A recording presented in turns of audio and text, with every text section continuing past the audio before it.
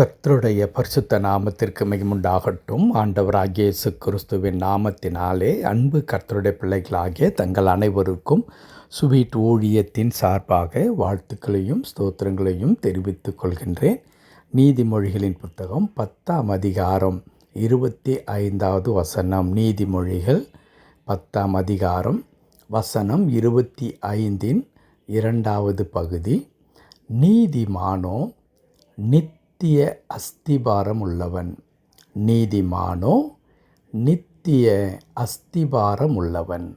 என் அன்பு கடவுளுடைய பிள்ளைகளே, நீதிமான் கடவுளாலே தெரிந்து கொள்ளப்பட்டு அவருடைய இரத்தத்தாலே கழுவப்பட்டு அவருடைய பிள்ளைகள் என்கிறதான அதிகாரத்தை பெற்று ஒவ்வொரு நாளும் ஆண்டவர் கொடுக்கின்றதான ரட்சிப்பின் சந்தோஷத்தில் வளர்ந்து வருகிற மனிதன் இருக்கின்றானே, அவனுக்கு பெயர் நீதிமான். நான் பல முறை சொல்லியிருக்கின்றேன். நீதிமான் என்கிறதான அந்த பாக்கியத்தை ஒரு மனிதன் எந்த சூழ்நிலையிலும் சம்பாதிக்க முடியாது.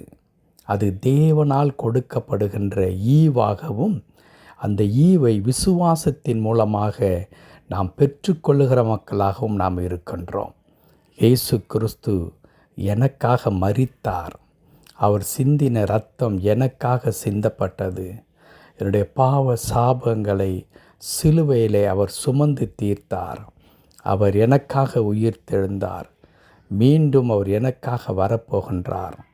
அவர் கொடுத்திருக்கிறதான வார்த்தைகள் ஒவ்வொன்றும் நான் அதை நம்பி ஏற்றுக்கொள்ளும் பொழுது, அவருடைய கட்டளைகளுக்கு கீழ்ப்படியும் பொழுது, அவருடைய பிள்ளைகள் என்கிறதான அதிகாரத்திற்குள்ளாக, அந்த பாக்கியத்திற்குள்ளாக, அந்த மாபெரும் அந்த கிருபைக்குள்ளாக நான் கட்டப்படுகின்றேன், இணைக்கப்படுகின்றேன் என்கிறதான நம்பிக்கை இருக்கிறதே, அதுதான் நம்மை நீதிமானாக்குகிறது.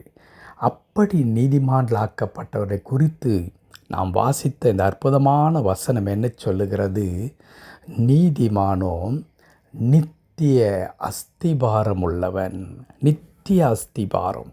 அஸ்திபாரம் என்பதே எதை குறிக்கிறது என்றால், ஒரு உறுதியை, ஸ்திரத்தன்மையை குறிக்கின்ற ஒன்றாக இருக்கின்றது. ஒரு வீட்டை கட்டி எழுப்பும் பொழுது அந்த வீட்டிற்கு முதலாவது ஆலோசனை எதை செய்தார்கள் என்றால், அஸ்திபாரத்தை எப்படி போட வேண்டும், எவ்வளவு ஆழம் தோண்ட வேண்டும், எவ்வளவு உறுதியாக, எவ்வளவு பருமனில் எந்தெந்த பொருட்களை கொண்டு அஸ்திபாரத்தை அமைக்க வேண்டும் என்று செய்வார்கள். அதற்கு காரணம் என்ன? அப்படி அஸ்திபாரம் மாத்திரம் உறுதியாக அமைந்து விட்டால் அந்த அஸ்திபாரத்தின் மேல் எவ்வளவு பெரிய மாளிகையை வேண்டுமென்றாலும் நாம் கட்டலாம்.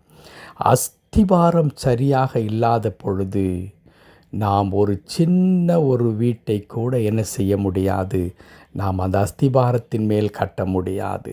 ஆண்டவராகிய இயேசு கிறிஸ்து அற்புதமாக அதற்கான விளக்கத்தை கொடுத்திருக்கின்றார். என் வார்த்தையின்படி செய்கிறவன் எவனோ அவன் கண்மலையின் மேல் கட்டின வீட்டிற்கு ஒப்பாயிருக்கின்றான். ஏனென்றால் அந்த அஸ்திபாரம் கண்மலையின் மேல் போடப்படுகின்றது.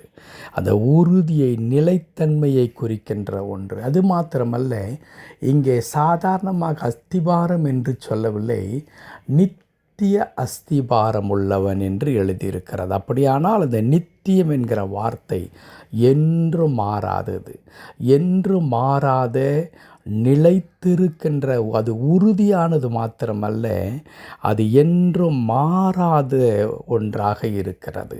அன்பு கடவுளுடைய பிள்ளைகளை, அப்படி என்றும் நிலைத்திருக்கின்ற உறுதியான அந்த அஸ்திபாரத்தை போல் யார் இருக்கின்றார்கள்? நீதிமானோ, நீதிமான் இருக்கின்றான். இதற்கு முன்பதாக சொன்னேன், யார் நீதிமான்? கடவுளுடைய பிள்ளைகள் நீதிமான்கள். அப்படியானால் கடவுளுடைய பிள்ளைகள் எப்படி இருக்கின்றார்கள்? அவர்கள் நித்திய அஸ்திபாரமாய் இருக்கின்றார்கள். அன்பு கர்த்தருடைய பிள்ளைகளே, அஸ்திபாரம் ஒன்றாலும் என்ன செய்ய முடியாது? தகர்த்தெறியவே முடியாது.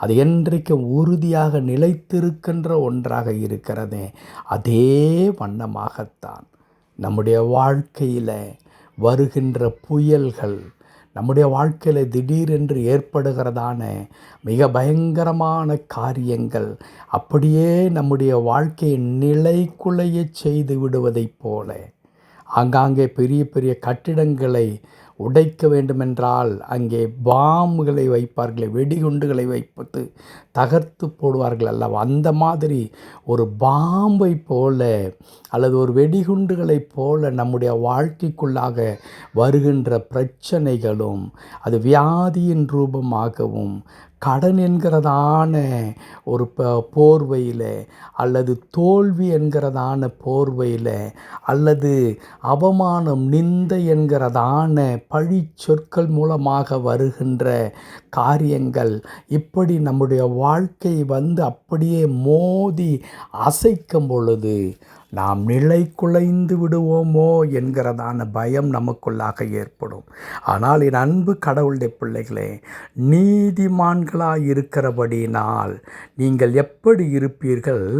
நித்திய அஸ்திவாரம் உள்ளவர்களாக இருப்பீர்கள். உங்கள் மீது எது மோதினாலும் அது தவிடுபொடியாகிவிடுமே தவிர நீங்கள் நிலைத்திருக்கிறவர்களாக இருப்பீர்கள். ஆகவேதான் கர்த்தருடைய வசனம் சொல்லுகிறது, நான் அசைக்கப்படுவதில்லை.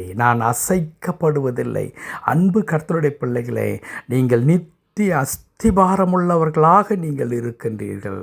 உங்களை பிசாசானவன் வீழ்த்தும்படியாய் உங்களுடைய மனதளவிலே உங்களை சுக்குநூறாய் உடைப்பதற்கு உங்களை சுற்றி இருக்கிறவர்கள் செய்கின்ற செயல்களும் அவர்கள் பேசுகின்ற வார்த்தைகள் உங்கள் செவியிலே கேட்கும் பொழுது உங்களுடைய இருதயத்தை அப்படியே சுக்குநூறாய் உடைத்து விட்டாலும் கூட இன்னும் பலவிதமான பிரச்சனைகள் உங்கள் வாழ்க்கையை அப்படியே புரட்டி போடுவதைப் போல காரியங்கள் காணப்பட்டால் கூட நீங்கள் நித்திய அஸ்திபாரம் உள்ளவர்கள்.